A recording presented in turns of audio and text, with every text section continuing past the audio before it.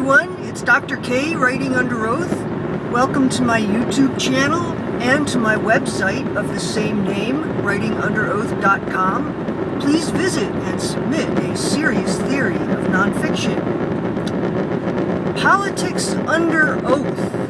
Arizona, as we speak, is running a Turn In Your Guns campaign to the police.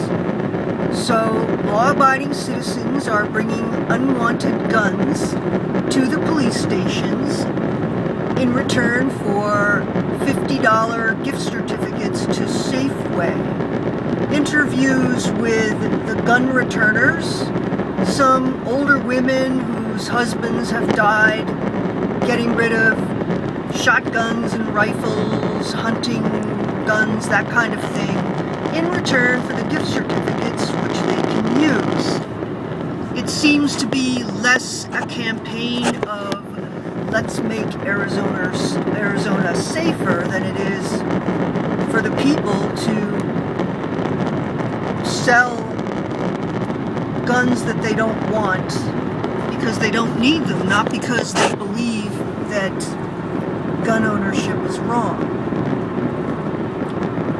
The police plan to destroy these guns, but this is illegal in Arizona. It is illegal for police to take in, seize, have guns dropped off at their stations, and then destroy them. The law says that the police must auction these guns off to the highest bidders. In that way, the guns can be put back into circulation or turned over to dealers who can then resell them.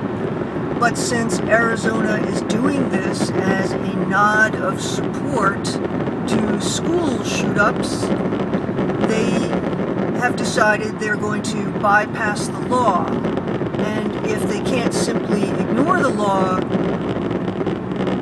the people were told that the law would simply be changed. The NRA is fighting this and plans to take it to court and wants a record of every single gun turned in and its serial numbers so that they can fight this adventure in court.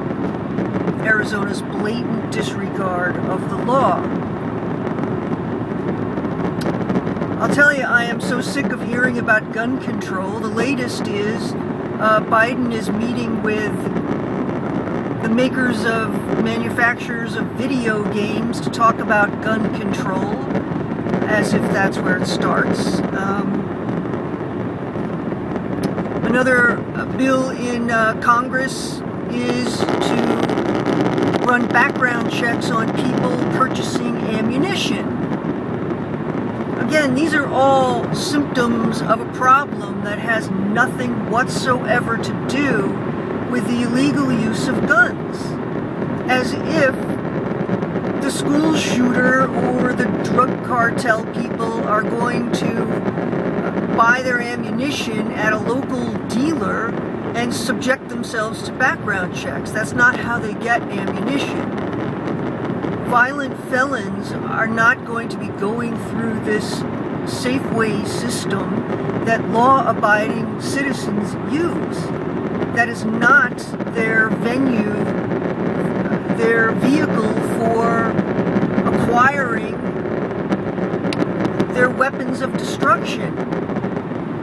This is something that officials, the American government, under liberal leadership, wants to pass off on the American citizens as the reason and the excuse for disarming the populace. And as we know, the Second Amendment is inalienable. We are born with the right to keep and bear arms, and that right shall not be infringed. Why?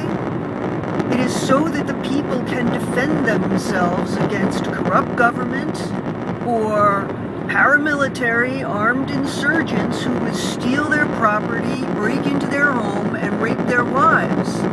This is why the Constitution, the amendment, allows citizens to keep and bear arms, and that amendment was written by The forefathers planned for this. If this hadn't been the case, then there never would have been a Revolutionary War against England. Just think what would happen if another revolution was necessary, which perhaps it is, and the citizens were completely disarmed. Then law-abiding citizens would become criminals. But with this current kind of legislation in place, the government does want to turn law-abiding citizens into criminals. Think about that. Perhaps you too are sick of hearing about gun control, which has nothing to do with the problem. If so, raise your hand. Come to writingunderoath.com and make your position known. Thanks for listening, everyone. Dr. K, Writing Under Oath.